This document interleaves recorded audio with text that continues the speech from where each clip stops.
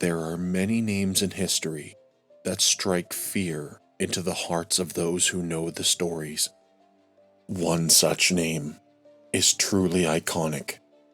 Given by the serial killer himself, the name was a symbol of terror in Victorian England in the late 19th century.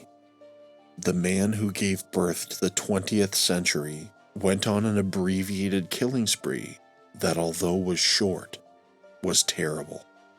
Known for cutting the throats of his victims and leaving them mangled in horrific new ways, this murderer was unrelentant. But as quickly as he arrived, he was gone. Did the police ever catch him? Or will his true identity be lost to history forever? I'm your host, Nick, and this is Chapter 29 of the Insidious Agenda podcast, a story titled From Hell, Jack the Ripper.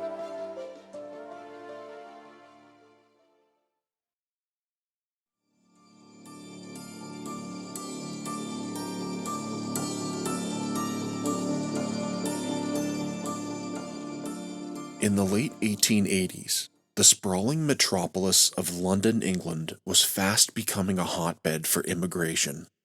In the years preceding it, there were many influxes of Irish immigrants and Jewish refugees fleeing from riots and pogroms, and a great amount of upheaval in Russia, then under Tsar Alexander II. Among the immigrants would also be a number of people from Eastern Europe, the majority of which would settle into an area in the East End of London known as Whitechapel. The mass immigration led to overcrowding. The area of Whitechapel, lying just to the east of Charing Cross, with a size of only 1.4 square kilometers, was home to approximately 75,000 people by 1888. Whitechapel was known for having a shortage of jobs and poor housing conditions, the latter of which had plagued London since the time of the Industrial Revolution. With this also came a high child mortality rate of around 55% of children passing away before reaching the age of 5. Crime was rampant. Theft, physical violence, and alcohol abuse were mainstays in Whitechapel society. These abject conditions would even lead many women into a life of sex work and prostitution. Prostitution became such a popular way of living that in October of 1888, the Metropolitan Police reported 62 brothels in Whitechapel alone, along with an accompaniment of around 1,200 working women. Commonplace at this time was also the Victorian accommodation known as the lodging house, which was one room that could fit as many people as possible nightly. In the 233 common lodging houses lived around 8,500 people at the cost of a 4-pence coin each night. Or you could pay 2 pence per person if sleeping on a lean-to, which was a rope stretched across the residence, usually in front of a bench, which people would sit on and then lean against the rope to sleep. 4 pence in 1888 would be the sum of about 8 cents on the US dollar today. The widespread impoverishment contributed to a steady rise in social tensions and frequent demonstrations against the abject conditions. The district of Whitechapel became known for many things: anti-Semitism, crime, racism, and depravity. But of these many horrible things, a devil would take hold in the dark corners and alleyways of Whitechapel that autumn, leaving a trail of mutilation and death in its wake. It was from a letter sent to the police that the newspapers would give a name to the legacy that would survive for all time. The legacy of the Devil of Whitechapel, known as Jack the Ripper. The reign of the Ripper was for just under 3 months, a period in which 5 homicides took place that are attributed to him. Though there were many more murders at the time, only 5 are attributed to Jack the Ripper truly. There were so many that the Metropolitan Police stood up a file they would call the Whitechapel Murders. Notably, during the murders associated with Jack the Ripper, certain common traits would be found on each cadaver. Normally, deep slash wounds to the throat, mutilation of the abdomens and genitals, and the removal of certain organs and lacerations to the face were Jack's calling cards. I'll ask you to keep those in mind as we move into the story of Jack the Ripper. The first murder in question happened around 1:30 early in the morning on Easter Monday, the 3rd of April in 1888. The victim was a 45-year-old prostitute named Emma Elizabeth Smith. Emma was the victim of a believed attempted rape and robbery. Emma was described as being a bit of a closed book and not even well known to her closest of friends. There was a time when she was believed to have been more well off, having always spoken with a touch of culture in her voice. Her attack came at the crossing of Osborne Street and Brick Lane. While she initially survived the attack, telling the keeper of her lodging house, Mary Russell, that she remembered being attacked by 3 men. Smith was taken to hospital by Russell and another member of the house, Annie Lee. At London Hospital, she fell into a coma around 9 a.m. and passed away shortly thereafter due to complications of peritonitis. The police weren't notified of the incident or Smith's death until 2 days later. Upon their investigation, the police determined that her death was likely the result of a criminal gang rather than one individual. Her death would kick off the future series of Whitechapel murders, but she is not believed to have been the first of Jack's victims. The second murder was that of Martha Tabram, who, although not included in the canonical 5, may have been the first of the Ripper's victims. On the 6th of August, after a night of drinking with another girl and 2 soldiers, Martha Tabram left the public house with her client around 11:45 p.m. The couple ducked into an alleyway near George Yard. Around 2 a.m., a local of the name Mrs. Hewitt was awoken to the sounds of someone yelling murder outside her house. Unfortunately, the cry of murder was so common in Whitechapel that Mrs. Hewitt didn't pay much attention to it, simply went back to sleep. Many other passers-by mistook her for a vagrant who was passed out drunk, again, not uncommon on the streets of Whitechapel. It wasn't until around 5 a.m. that Martha was confirmed dead by a dock worker named John Saunders Reeves, who happened to be on his way into work. He informed patrolling officer Thomas Barrett, who, in turn, retrieved Dr. Tim Killian to examine the body. The doctor arrived around 5:30 and stated that the victim had been dead for around 3 hours by that point. If you factor in the time that Mrs. Hewitt woke up, that seems entirely accurate, and the cries for murder she heard was that of Martha Tabram. Dr. Killian determined that Martha Tabram had been stabbed a total of 39 times. 9 in the throat, 5 in the left lung, and 2 in the right. Once in the heart, 5 in the liver, 2 in the spleen, and 6 in the stomach. Martha was found lying on her back, with her clothing pushed up past her waist. The doctor, however, found no evidence that she was raped. Those in the area have claimed to have heard nor seen anything. The only individual noticed by Officer Barrett on his patrol was a soldier who, when questioned, stated he was in the area waiting for a friend. That soldier, a grenadier guard, was enough of a suspect for lead investigator Edmund Reed of the Metropolitan Police's H Division in Whitechapel. He was summoned to the Tower of London on the 7th of August to review the faces of all soldiers on leave the evening of Tabram's murder. He picked out one soldier, but when asked to re-examine, Barrett picked out a different one. His reasoning was that the soldier he confronted early that morning for questioning had no medals on his chest, which his first selection did. The soldier chosen was a man named John Leary. Leary claimed to have been nowhere near Whitechapel, having gone drinking in the south of London in Brixton. There, he was separated from his friend and would meet up with him in an area known as the Strand before they headed back to the tower. When Leary's companion, Private Law, was questioned, his explanations given matched those of Leary. Thus, it allowed the two to be dismissed from the Inquisition. On the 23rd of August, the Inquisition was formally drawn to a close by Deputy Coroner George Collier.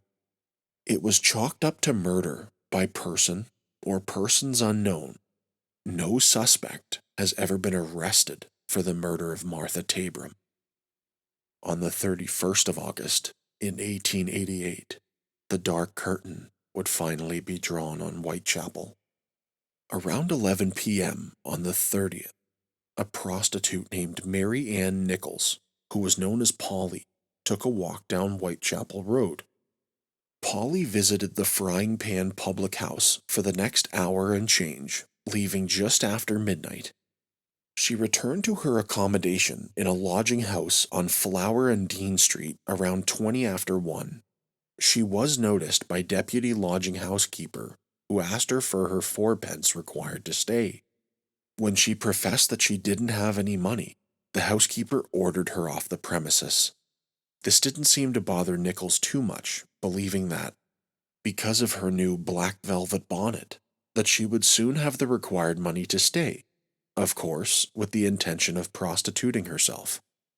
She was last seen by her former roommate, an elderly woman named Emily Holland, heading down Osborne Street around 2:30. Holland later stated that Polly seemed drunk, having witnessed her slumped against a wall of a local grocer's shop. Holland attempted to get her to return, but Nichols refused, telling her that she already had her lodging money 3 times that day, but spent it, presumably, on alcohol. The two parted ways, with Nichols heading off in the direction of Whitechapel Road. Around 3:40, a local carman named Charles Cross noticed what appeared to be a tarp lying in front of a stable entrance to Bucks Row. In modern day, this is now Durward Street in Whitechapel. He was walking to his place of employment when he decided to stop and investigate what it could possibly be. When he pulled back the tarp, he found the body of a woman. She was lying on her back, eyes wide open, legs straight, and skirt raised above her knees.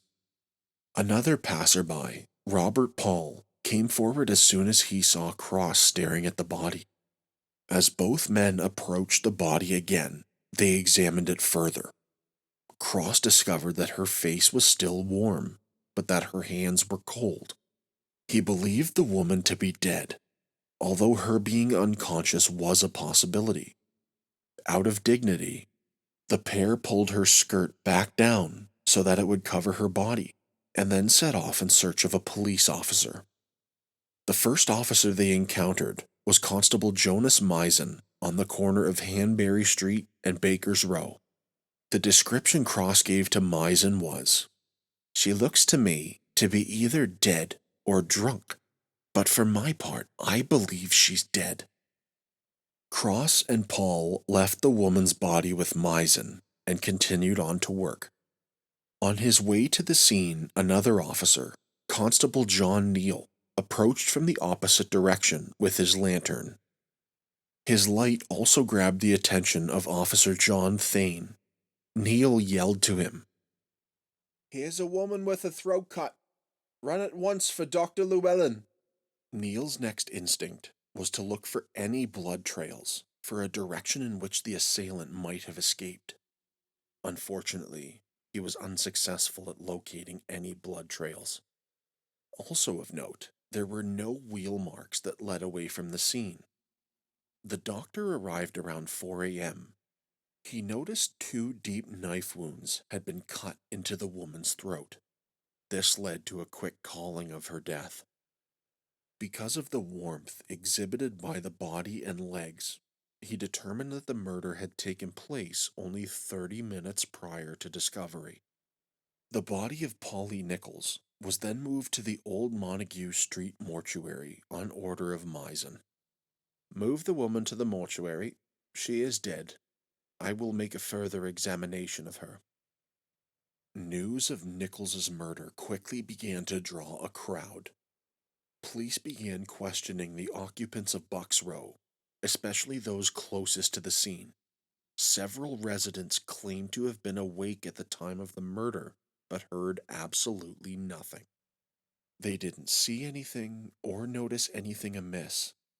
Even the officers in the vicinity didn't notice or hear anything strange prior to the discovery of her body. An inspection was conducted at the mortuary by Inspector Spratling and Dr. Llewellyn. The body exhibited the following wounds: bruising on the face caused by either a fist or pressure with the knife wounds cutting from left to right. One wound was 8 inches in length, while the other 4. They reached as far back as her vertebral column. Her vagina was stabbed twice and abdomen mutilated. Several incisions were made, which caused her bowels to protrude through the wounds. The knife used to make the cuts was estimated at 6 to 8 inches in length. This was an indicator that it could possibly be a cork cutter or a shoemaker's knife. The wounds were inflicted with a violent downward thrust. No organs were missing. Dr. Llewellyn concluded that whomever carried out the attack had some form of anatomical knowledge, and the entirety of the violent spree would have taken no more than 5 minutes to inflict all of the injuries. They knew her death was instantaneous from the slashing of her throat, but that the remainder of the injuries were caused after her death. Dr. Llewellyn stated this was correct, owing to the fact the wounds inflicted after death do not cause blood to spatter, nor do they cause a great amount of blood loss from the body. On her person was a white pocket handkerchief, a comb, and a small piece of mirror. Her petticoat showed the name Lambeth Workhouse PR, or Princess Road. The examiners assumed she may have come from there, although the house matron couldn't identify Nichols's body. Another girl, Mary Ann Monk, was able to identify the body was Mary Ann Nichols. Later, the positive identification was confirmed by her ex-husband William, who forgave her for what she had become and the things in their past together. An inquisition was convened into the murder of Polly Nichols. The first day saw the testimony of 3 witnesses, including that of the girl's father. The key pieces of his testimony were that he hadn't seen her in a number of months, and that he believed she had no enemies. The key officer at the scene, John Neal, was also called. Neal recounted that the area was dimly lit, and he found the victim deceased and lying lengthways along the street. Her left hand touched the gate. I examined the body by the aid of my lamp and noticed blood oozing from a wound in the throat. She was lying on her back, with her clothes disarranged. I felt her arm, which was quite warm from the joints upwards. Her eyes were wide open. Her bonnet was off and lying at her side, close to her left hand. I heard a constable passing Brady Street, so I called to him. Neal also stated that Whitechapel Street, even at the early hour of the occurrence, was a fairly busy one and would have made an easy escape route for the assailant. The third witness was Dr. Llewellyn, who restated much of what we have already heard. The one interesting piece from his testimony was his belief the murderer may be left-handed, since the direction of the cuts across her throat went from left to right. On the second day, Inspector Helson and Officer Misen were brought in to testify, confirming much of what was already provided by Constable Neal. Another testimony was given by Harry Tompkins, a local horse slaughterer near the scene who was present at his place of work around the time of Nichols's murder. Tompkins stated that although his workplace was incredibly quiet, he believed that he was too far from the scene to have heard anything. Charles Cross, the man who initially discovered Nichols's body, was also questioned, but nothing new was introduced in his story, stating that the first officer he could find, he brought, not making note of any injuries due to the poor illumination of the street. The third day of testimony would call Mrs. Emma Green, a widow who lived next to the stable entrance where Nichols was found. She heard nothing strange that night, but noted that Buck's Row was often frequented by drunks and rowdy persons. They would also call Robert Mann, the keeper of the mortuary, and another man named James Hatfield. Mann stated that he brought the body in around 5 a.m., adding that Hatfield and he had cut the clothes off her body as they were not removed beforehand. Contrary to that testimony, Hatfield stated that Mann acted contradictory to orders given by Police Sergeant Enright. The inquisition was concluded and wouldn't be reviewed again until the 22nd of September. The police were no closer to catching Nichols's killer than they had been before. What they did discover is that Nichols was murdered within 300 yards of the prior murders of Smith and Tabram. All three were also done within a period of 3 months. The murder would draw attention of local newspapers which, rather than covering the story, used the murder against Commissioner Charles Warren, paired with false statements in an effort to stoke the fires of dissatisfaction they reported with the Metropolitan Police.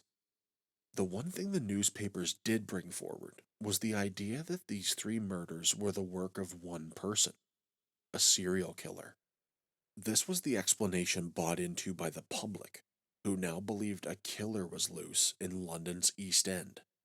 The police also brought investigators Frederick Aberline, Henry Moore, and Walter Andrews from Scotland Yard to assist with the Whitechapel murder file. 6 days after Nichols's murder, the newspaper The Manchester Guardian printed the following headline: "Whatever information may be in possession of the police, they deem necessary to keep it a secret. It is believed their attention is particularly directed to a notorious character known as Leather Apron." Only about a week later, a situation similar to Marianne Nichols's would unfold. On the 8th of September, Annie Chapman was kicked out of the Crossingham lodging house by its keeper, Timothy Donovan. Annie, like Nichols, had not been able to pay for her lodging that evening. After sharing a beer with Frederick Stevens, another lodger, she left the house about 10 minutes after midnight. She returned around 1:30 with a baked potato that she had procured, ate it quickly, and left again. It was believed she had left the second time to make the money she needed for her bed. On her way out, she said, "I won't be long, Brummy. See that Tim keeps the bed for me." Annie left, setting off in the direction of the Spitalfields Market. Just before the clock struck 5 a.m., John Richardson of 29 Hanbury Street entered the backyard of his property in order to confirm that the padlock on his cellar was locked. He confirmed that it was, and then sat down on one of the steps to trim a loose piece of leather from one of his boots. Shortly after, around 5:15, Albert Kadosh, Richardson's neighbor at 27 Hanbury, entered his backyard, heading to the bathroom. He thought he heard a woman's voice saying, "No, no," followed by the sound of something heavy that hit the fence between the two properties. Even though it seems a bit out of place, he chose not to investigate. At 6 a.m., John Davies, another resident of 29 Hanbury, discovered the mutilated body of Annie Chapman. The body lay only 6 inches away from the doorway to the backyard. He informed 3 other men of the discovery. Davis took note of his doors, how the front door to the yard was open while the back was shut. He alerted James Green, James Kent, and Henry Holland. All would set off to alert the local police detachment. It was only a matter of minutes before the police had boots on the ground. Around 6:30, Dr. George Phillips, the police surgeon, arrived. The police officers cordoned off the scene to allow Phillips an opportunity to work uninterrupted. Phillips noted that there were many similarities between the murders of Chapman and Polly Nichols.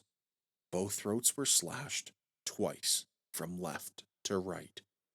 He discerned that a blade of similar size was used, and that her throat was cut only moments before the wounds to her abdomen were made. Evidence was seen of blood spatter on the wood adornments between the two houses, approximately 18 inches from the ground. This would be cause to believe that her abdominal wounds were inflicted after she fell to the ground. As for the assailant, the only evidence the police could find was a leather apron that had been submerged in a container of water. Ultimately, it was determined the apron belonged to resident John Richardson and was placed there by his mother after cleaning it. The coroner, Wynne Edwin Baxter, convened the inquisition into the murder of Annie Chapman on the 10th of September in 1888. Among those heard were John Davies, the discoverer of the murder. He had only been residing at 29 Hanbury for a little over 2 weeks and hadn't recalled ever seeing the door to the yard locked. Anyone who knew where the latch was would have been able to access the backyard. Next were the two men who positively identified Chapman, Timothy Donovan and John Evans. Donovan recalled seeing Annie around 1:50 a.m. the day of her murder. The last words she said to him were, "I have not sufficient money for my bed. Don't let it. I shan't be long before I am in." He spoke highly of her, stating that she was always on good terms with others that lived in the lodging house, and the only black mark against her was a dust-up with Eliza Cooper about a week before her murder. She looked after herself, and though she did overindulge in alcohol on Saturdays, she often refrained throughout the remainder of the week. Another resident of the lodging house Chapman was staying at, Amelia Palmer, stated that she had known Annie for years. Amelia often wrote Annie's letters to friends and family, so the two were able to bond. She said Annie was known for being a respectable woman and never had a desire to speak with profane language. Amelia confirmed that Annie did prostitute herself, as she didn't have any other form of livelihood. With that, however, she did often crochet and only resorted to the life she had after her husband passed away in December of 1886. On the third day, the medical testimony was laid out. It was medical opinion that she was murdered around 4:30 a.m. None of the tenants had heard any commotion in the yard, nor witnessed anything suspicious prior to it. Dr. Phillips would finally have the opportunity to give his opinion as well. The arm was placed across the left breast. The legs were drawn up, the feet resting on the ground, and the knees turned outwards. The face was swollen and turned on the right side. The tongue protruded between the front teeth, but not beyond the lips. The tongue was evidently much swollen. The front teeth were perfect as far as the first molar, top and bottom, and very fine teeth they were. The body was terribly mutilated. The stiffness of the limbs was not marked, but was evidently commencing. He noticed the throat was severed deeply, that the incision through the skin was jagged, and reached right around the neck. On the wooden paling between the yard in question and the next, smears of blood, corresponding to where the head of the deceased lay, were to be seen. These lay about 14 inches from the ground, and immediately above the part where the blood from the neck lay. The instrument used at the throat and abdomen was the same. It must have been a very sharp knife, with a thin, narrow blade, and must have been about 6 to 8 inches in length, although it may have been probably longer. He should say that the injuries could not have been inflicted by a bayonet or a sword bayonet. They could have been done by such an instrument as a medical man used for post-mortem purposes, but the ordinary surgical cases might not contain such an instrument. Those are used by the slaughterman. Well ground down might have caused them. He thought the knives used by those in the leather trade would not be long enough in the blade. These were indications of anatomical knowledge.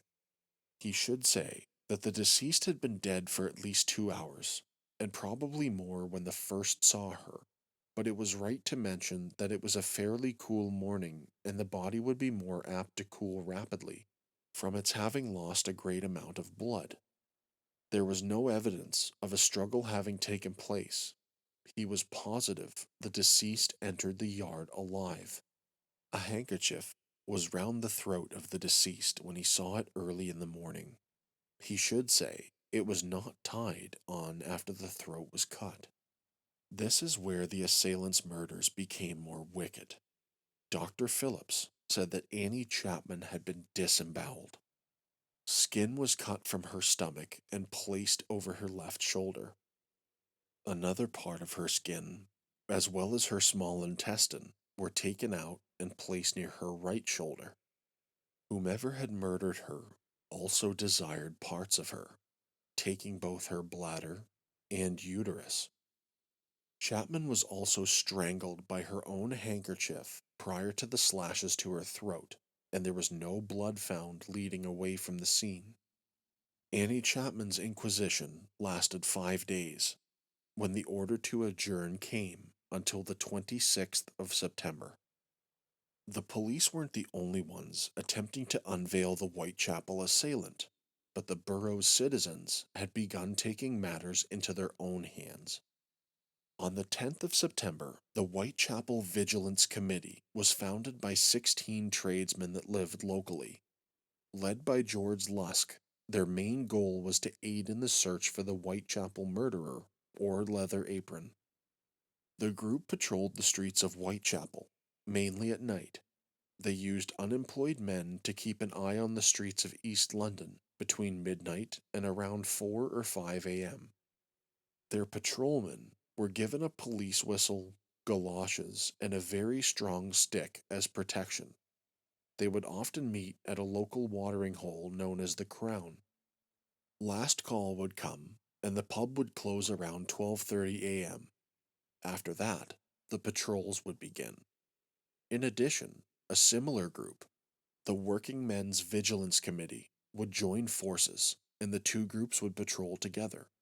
Lusk did make attempts to solicit a reward from the British government, but was unsuccessful in obtaining one.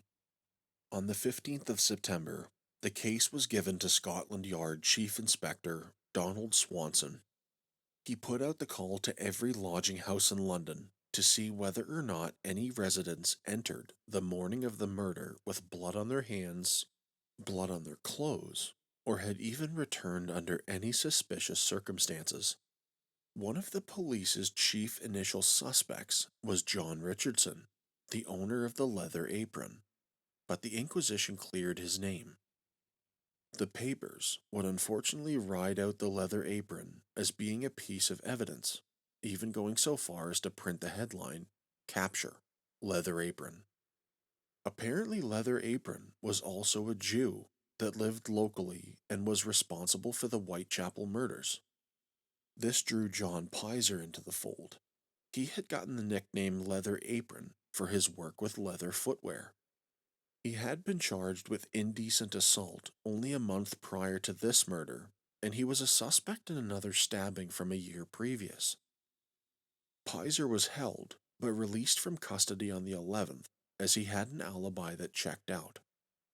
Like Nichols, the Inquisition was no assistance to the police in getting any closer to the murderer. That being said, they wouldn't relent. The coroner, Win Baxter, told the jury, "I have no doubt that if the perpetrator of this foul murder is eventually discovered, our efforts will not have been useless." After Chapman's inquisition finished, things went quiet for a few weeks. On the 27th of September, the Central News Agency in London received a letter for their boss, dated for the 25th, written in red ink. The 2-page letter contained a myriad of spelling and punctuation mistakes, but it read as follows. Dear boss, I keep on hearing the police have caught me, but they won't fix me just yet. I have laughed when they look so clever and talk about being on the right track. That joke about leather apron gave me real fits. I am down on whores, but I shan't quit ripping them till I do get buckled. Grand work the last job was. I gave the lady no time to squeal. How can they catch me now? I love my work and want to start again. You will soon hear of me with my funny little games. I saved some of the proper red stuff in a ginger beer bottle over the last job to write with, but it went thick like glue and I can't use it. Red ink is fit enough, I hope. The next job I do, I shall clip the lady's ear off and send it to the police officers just for jolly. Wouldn't you? Keep this letter back till I do a bit more work, then give it out straight.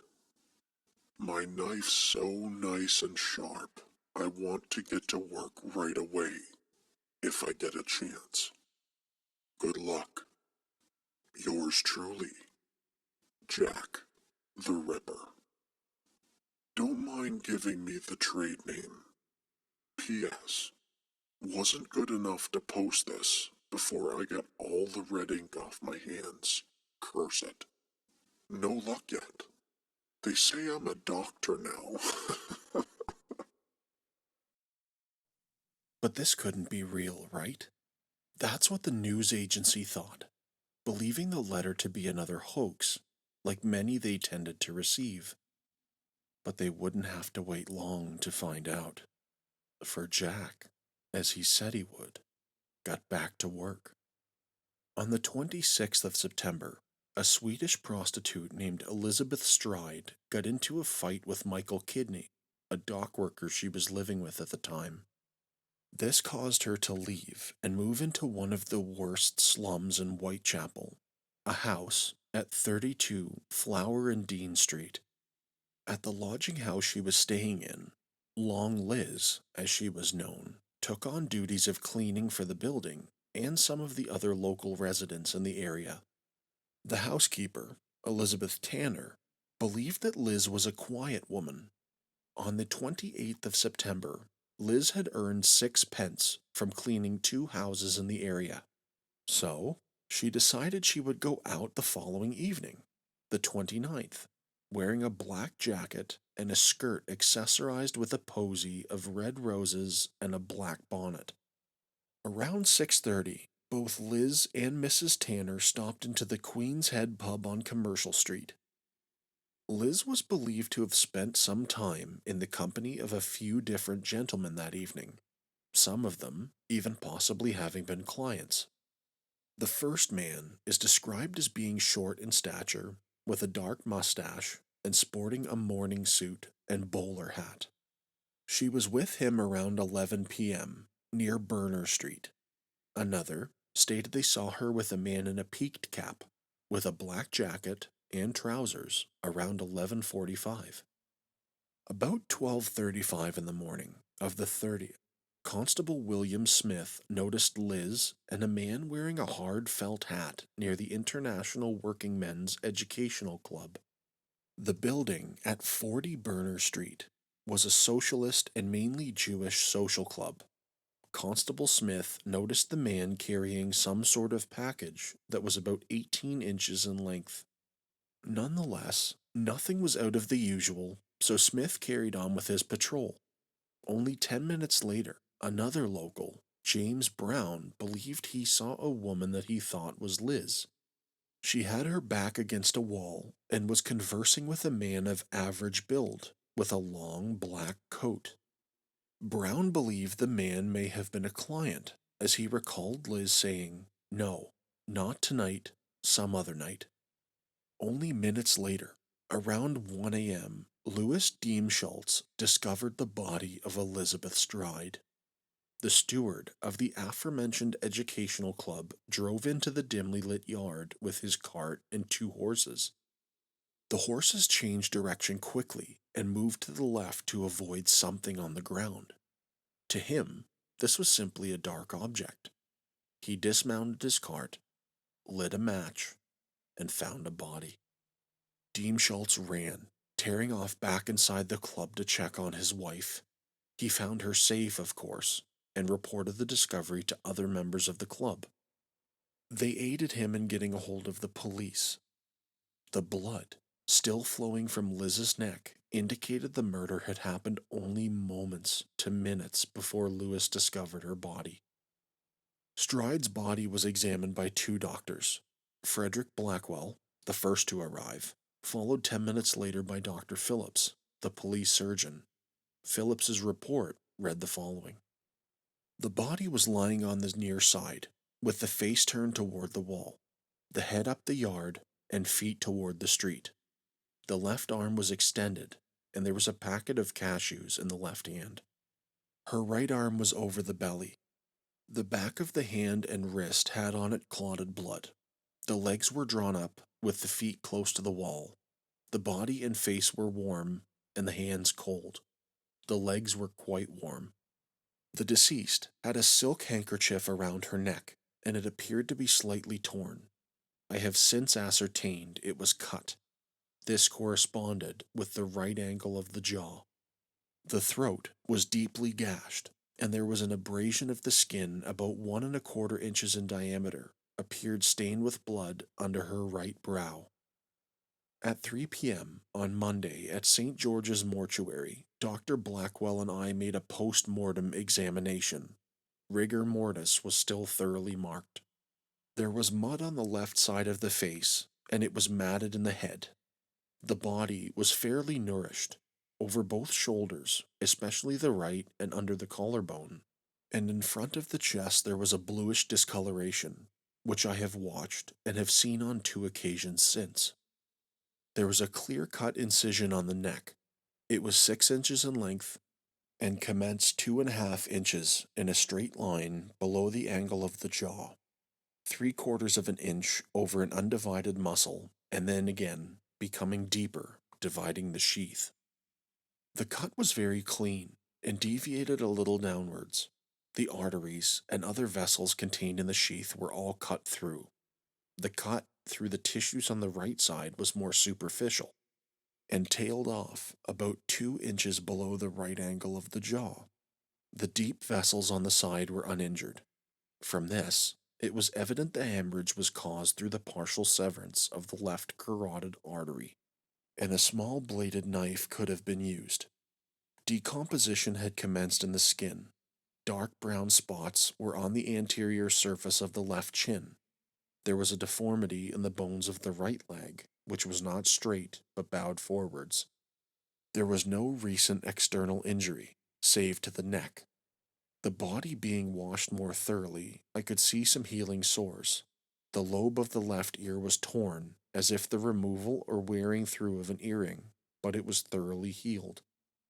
On removing the scalp, there was no sign of bruising or extravasation of blood. The heart was small, the left ventricle firmly contracted, and the right slightly so, but there was no clot in the pulmonary artery.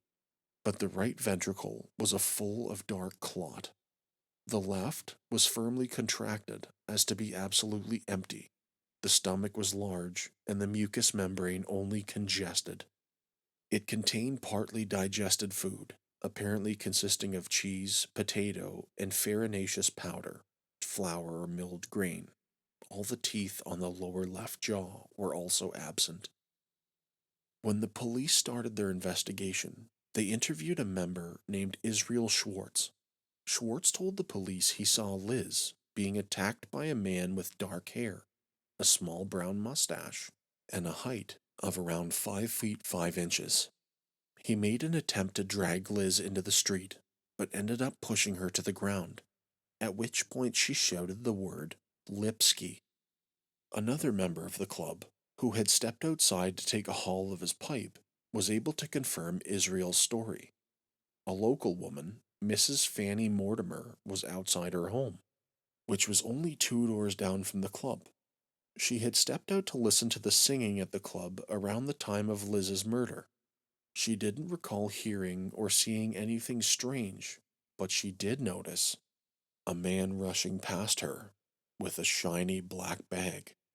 However, that was only Leon Goldstein, another member of the club, heading home for the night. On the 1st of October, an incredibly intoxicated Michael Kidney wandered into the police station on Lehman Street and began berating the officers because of their incompetence. If I were a policeman on duty in Burner Street during that murder, I would have shot myself, he told them. He took Liz's death very hard, and his health declined as hospital records indicated he was admitted 3 times over the next year for syphilis, lumbago, and dyspepsia. That same day, Win Baxter began Stride's inquest.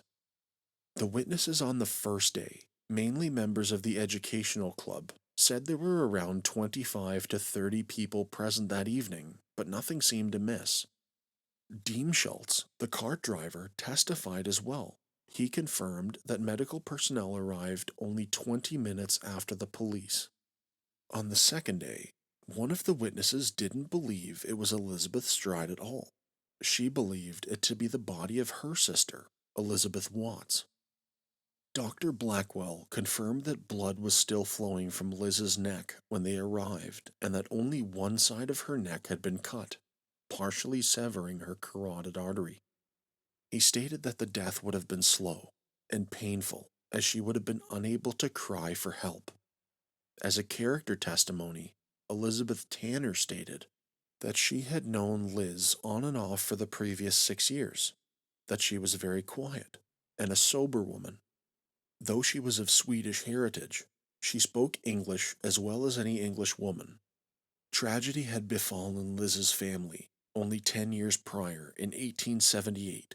She lost her husband and children in the Princess Alice paddle streamer sinking incident. Another cleaning woman, or charwoman as they were known, Catherine Lane, stated she had only known Liz for about 6 months. She was given a piece of green velvet the night Liz disappeared and was asked to keep it safe until Liz returned. The final day saw Michael Kidney and others who knew her confirm that the body was indeed that of Stride. However, on the morning of the 30th of September, after his attack on Elizabeth Stride, Jack the Ripper was not finished.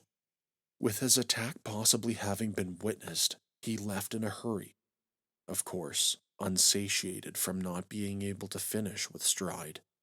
And whistles would be heard again in Whitechapel that night, for Jack the Ripper had struck again. On the 30th of September, another woman living at the Flower and Dean Street lodging house, Catherine Eddowes, was on her way home.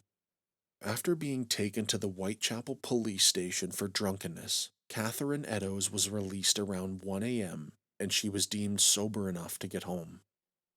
After leaving, she headed off in the direction of Aldgate, an old gate in the wall surrounding London.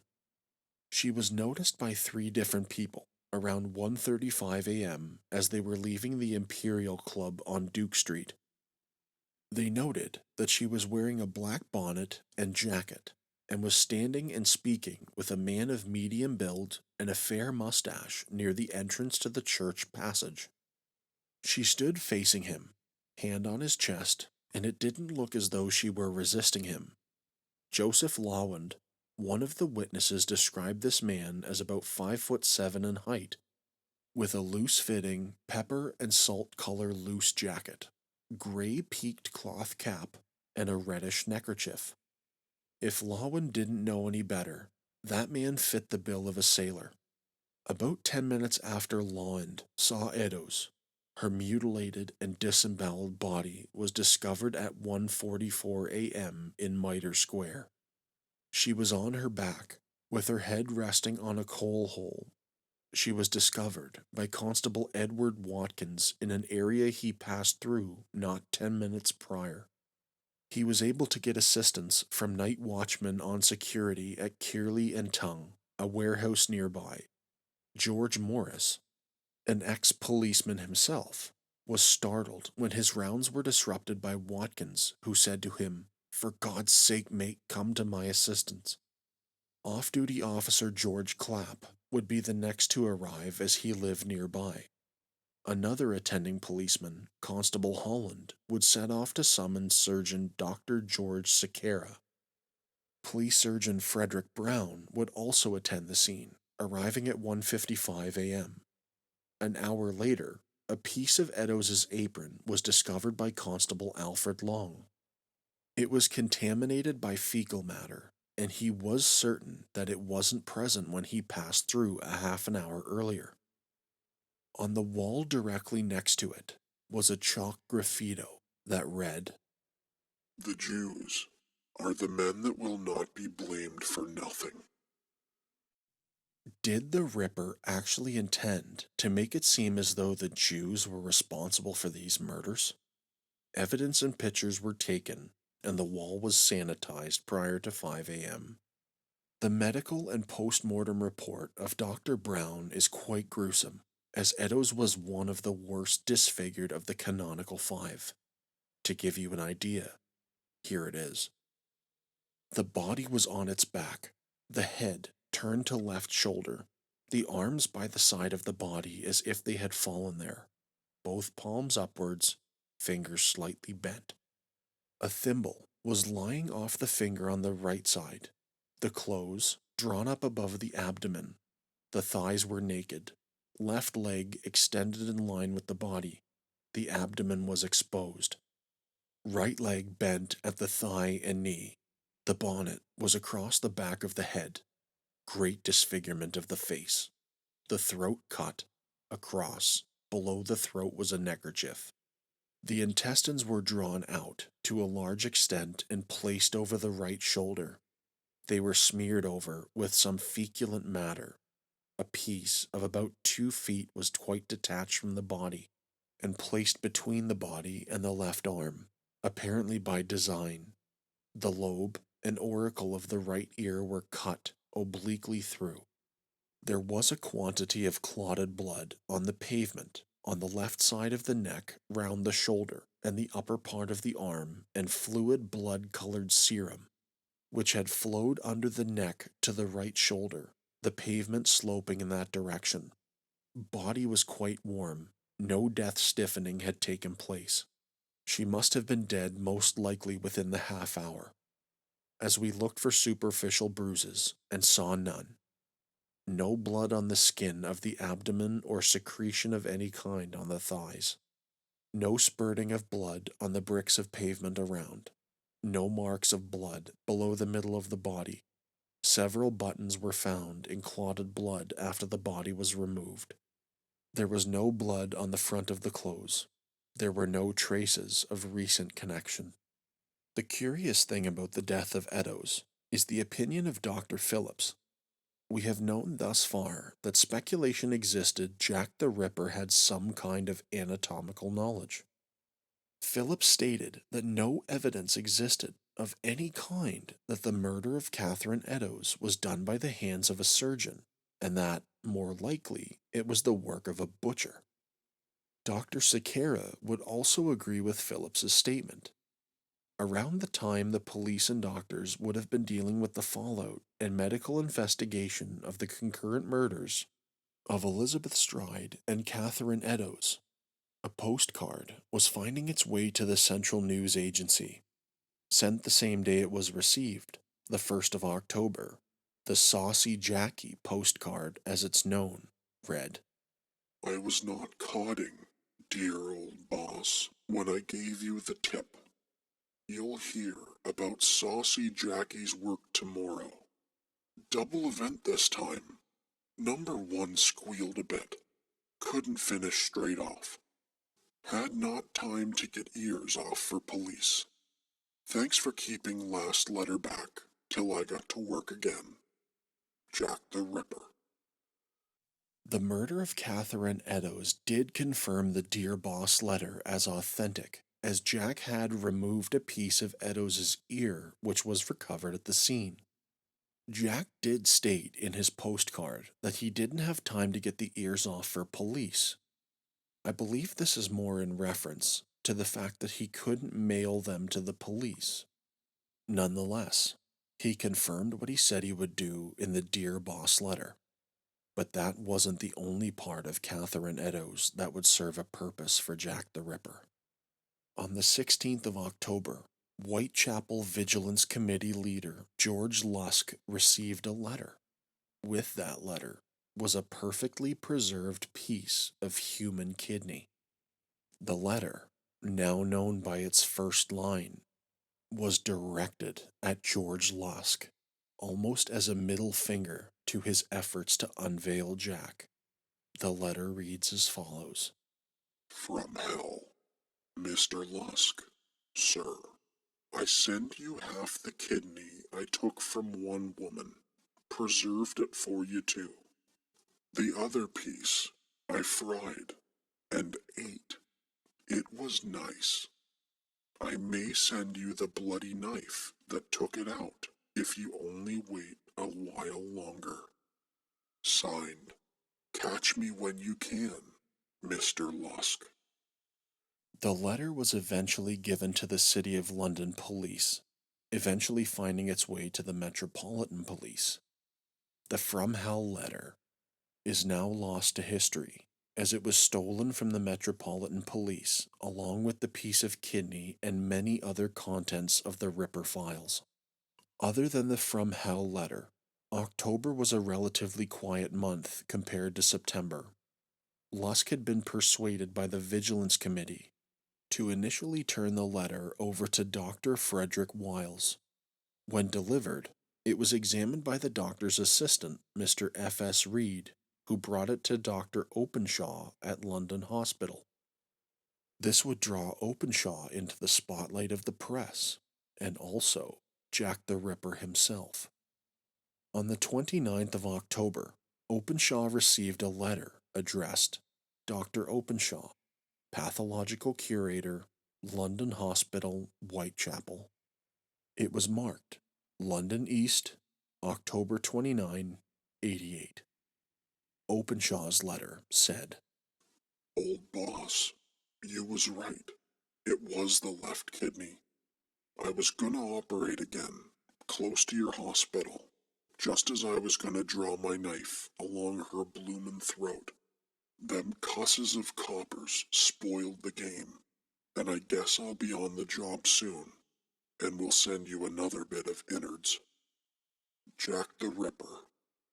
Oh, have you seen the devil, with his microscope and scalpel, a-looking at a kidney with a slide cocked up? though the news agency and police are reported to have received up to 1,000 pieces of correspondence claiming to have been from Jack the Ripper. Only the four I have mentioned in this episode, the Dear Boss letter, the Saucy Jackie postcard, the From Hell letter, and the Openshaw letter, are believed to be from Jack the Ripper himself, although the first two are sometimes still debated. The Ripper wasn't yet done with the prostitutes of London, and would have one final night out that would lead to the most gruesome killing of his spree. Living at 13 Miller's Court was an Irish girl named Mary Jane Kelly. Kelly had grown tired of the life she was living and had a desire to get back to Ireland, where her people lived. She had a reputation for being a quiet woman, but got a bit noisy when drunk. She loved singing Irish songs and would even start fights when she would drink. This even garnered her the nickname Dark Mary. She had been living with Joseph Barnett, a 30-year-old fish porter at the Billingsgate Market. The two met on the 8th of April in 1887 and would agree to live together after meeting the second time the following day. The following summer was hard on the young couple. Joseph lost his job in July after being accused of theft. Needing to support herself, Kelly turned to a life of prostitution. Barnett and Kelly would get into an argument after she admitted other prostitutes into their room one bitterly cold night. He moved out, but visited her daily over the course. On the 8th of November, he visited around 7 or 8 p.m. With Kelly was her friend Maria Harvey. Barnett didn't stay long and was sorry for not having any money to give her. Sometime after 8 p.m., he and Harvey both left, leaving Mary Jane alone. Barnett returned to his lodging house, playing cards with other residents until after midnight. Kelly left hers for the 10 Bells pub to have a drink with friend Elizabeth Foster. Eventually, she found her way to the Horn of Plenty pub on Dorset Street to have a drink with other friends. Kelly was witnessed heading home around 11:45 p.m. by resident and friend Marianne Cox. Then, Kelly was in the company of a shorter, ginger-haired man who was in his mid-30s. He was wearing a black bowler hat, had a thick mustache, and blotches on his face. With him was a drunk Mary Jane Kelly, who wished Cox a good night and stated she was going to have a song. She took the man to her room and closed the door. Cox left and headed back to her lodging house just down the street. As it turned out, Kelly's song was "A Violet from My Mother's Grave." For those who want to hear Mary Jane Kelly's song, or aren't familiar with it, I'll put a link in the show notes to a video which also shows pictures of her murder scene. When Cox left originally around midnight, and when she returned an hour later, Kelly was still singing. It wasn't until 1:30 a.m. that Elizabeth Prater, the resident above Kelly, confirmed that the singing had relented. The following day, Kelly met up with George Hutchinson, an unemployed laborer who she attended to ask for 6 pence. Ultimately, he was broke. Kelly left him and headed towards Thrall Street and was approached by a man of Jewish appearance. Mary Jane appeared to know who he was. The man was opulent, making him an anomaly in that neighborhood. It was apparent to Hutchinson that the man made a great attempt to hide his face and had his hat down over his eyes. Later, Hutchinson would give a great description to the police, even down to the color of the man's eyelids. The two passed into a street opposite Kelly's lodging house when she complained of losing her handkerchief. The man passed her one of his own. It was the color red. Kelly would then say to him, "All right, my dear, come along. You will be comfortable." They went inside the lodging house. Hutchinson lost sight of them. Around this time, it was 2:45 a.m. Sometime between 3:30 and 4 a.m., Elizabeth Prater and Sarah Lewis, who was another resident, woke up to hearing the cries of murder. Again, much like Elizabeth Hewitt during Martha Tabram's murder, this wasn't uncommon, so the girls went back to sleep. Lewis would even later say, "It was only one scream. I took no notice of it." Prater left her room around 5:30 a.m. to head for the 10 Bells and saw nothing suspicious. On the morning of the 9th, landlord John McCarthy sent his assistant Thomas Boyer to collect rent. Kelly was very much in arrears, about 6 weeks' worth to the tune of 29 shillings. He tried knocking on her door. When she didn't answer, he tried the handle, but the door was locked. Boyer was able to move her curtain out of the way and see into the room through a broken window pane. When he noticed Mary Jane Kelly's mutilated body lying in her bed. McCarthy confirmed what Boyer saw and sent him to fetch the police at the Commercial Street station. Out of breath, Boyer stammered, "Another one, Jack the Ripper awful. McCarthy sent me." Inspector Walter Beck returned with him and requested the assistance of Dr. Phillips. The yard was cordoned off. Various other police officers, inspectors, and even Scotland Yard arrived at the scene.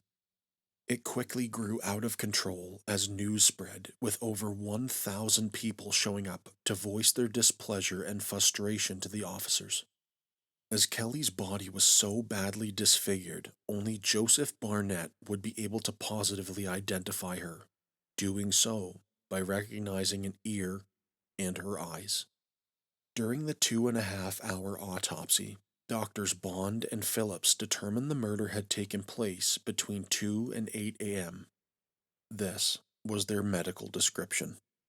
The body was lying naked in the middle of the bed, the shoulders flat, but the axis of the body inclined to the left side of the bed. The head was turned on the left cheek.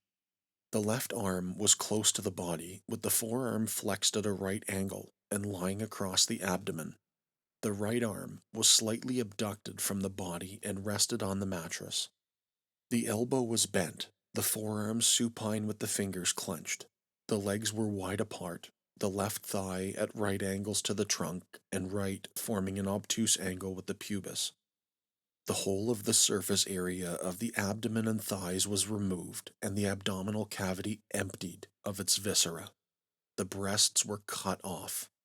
The arms, mutilated by several jagged wounds, and the face hacked beyond recognition of the features. The tissues of the neck were all severed all around down to the bone. The viscera were found in various parts, the uterus and kidneys with one breast under the head, the other breast by the right foot, the liver between the feet, and the intestines by the right side, with the spleen by the left side of the body. The flaps removed from the abdomen and thighs were on a table. The bed clothing at the right corner was saturated with blood, and on the floor beneath was a pool of blood covering 2 feet square. The wall by the right side of the bed, and in line with the neck, was marked by blood, which had struck it in several places. The face was gashed in all directions, the nose, cheeks, eyebrows, and ears being partially removed. The lips were blanched and cut by several incisions running obliquely down to the chin. There were also numerous cuts extending irregularly across all features. The neck was cut through the skin, and other tissues right down to the vertebra, the fifth and sixth being deeply notched. The skin cuts in the front of the neck showed ecchymosis. The air passage was cut at the lower part of the larynx through the cricoid cartilage. Both breasts were more or less removed by circular incisions, the muscle down to the ribs being attached to the breasts. The intercostals between the fourth, fifth, and sixth ribs were cut through, the contents of the thorax visible through the openings. The skin and tissues of the abdomen from the costal arch to the pubes were removed from the 3 large flaps. The right thigh was denuded in front of the bone. The flap of the skin, including the external organs of generation and part of the right buttock. The left thigh was stripped of skin fascia and muscles as far as the knee. The left calf showed a long gash through the skin and tissues to the deep muscles and reaching from the 5 to 6 inches above the ankle. Both arms and forearms had extensive jagged wounds. The right thumb showed a small superficial incision about 1 inch long with extravasation of blood, and there were several abrasions on the back of the hand, moreover, showing the same condition. On opening the thorax, it was found that the right lung was minimally adherent by old firm adhesions. The lower part of the lung was broken and torn away. The left lung was intact. It was adherent at the apex, and there were a few adhesions over the side. In the substances of the lung there were several nodules of consolidation. The pericardium was open below, and the heart absent. In the abdominal cavity there was some partly digested food of fish and potatoes, and some similar food was found on the remains of the stomach, attached to the intestines. Again, as it was such a horrible, imprecise job, Bond determined that the killer had no anatomical knowledge, and truth be told, wasn't even fit to have cut up dead animals. Mary Jane Kelly's inquest would only take a single day. Following a short deliberation, the jury would return a unanimous verdict, the exact same as all others: willful murder against some person or persons unknown. Her death certificate was written in her formal name, Marie Jeanette Kelly. She was 25 years old. Her funeral was held at 2 p.m. on the 19th of November in 1888. She was laid to rest in St. Patrick's Roman Catholic Cemetery in Leytonstone. Mary Jane Kelly's funeral was a sad one, both in terms of the loss of life and what was outlined in her obituary. The funeral of the murdered woman Kelly has once more been postponed. Deceased was a Catholic, and the man Barnett with whom she lived and her landlord, Mr. McCarthy, desired to see her remains interred with the ritual of her church. The funeral will therefore take place tomorrow, the 19th of November, in the Roman Catholic Cemetery at Leytonstone. The hearse will leave the Shoreditch mortuary at 12:30. The remains of Marie Jeanette Kelly, who was murdered on the 9th of November in Miller's Court, Dorset Street, Spitalfields, were brought yesterday morning from Shoreditch Mortuary to the cemetery at Leytonstone, where they were interred. No family member could be found to attend the funeral. As no family was found to go to her funeral, she had the following written on her headstone, presumably by Barnett. In loving memory of Marie Jeanette Kelly, none but the lonely hearts can know my sadness. Love lives forever. Though there are many other murders in the Whitechapel case file, these five, the canonical five, are the ones attributed to Jack the Ripper.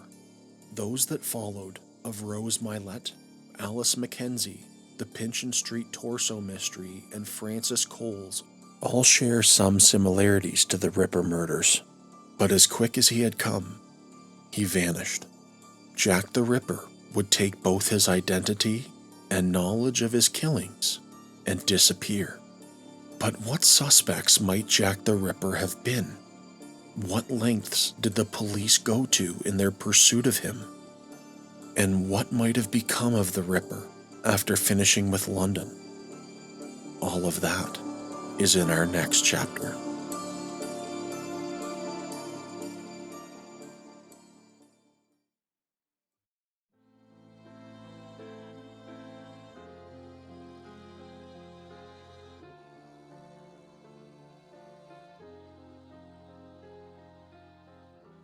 And with this message, we bring to close part 1 of our 2-part Jack the Ripper series. Part 1 is meant to serve as an understanding of the events that happened in Jack's murder spree. I hope you loved the episode and learned something.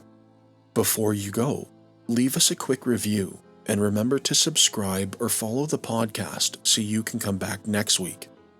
As in part 2 of our Jack the Ripper story, we'll discuss the suspects, the police involvement, and what might just have become of Jack himself.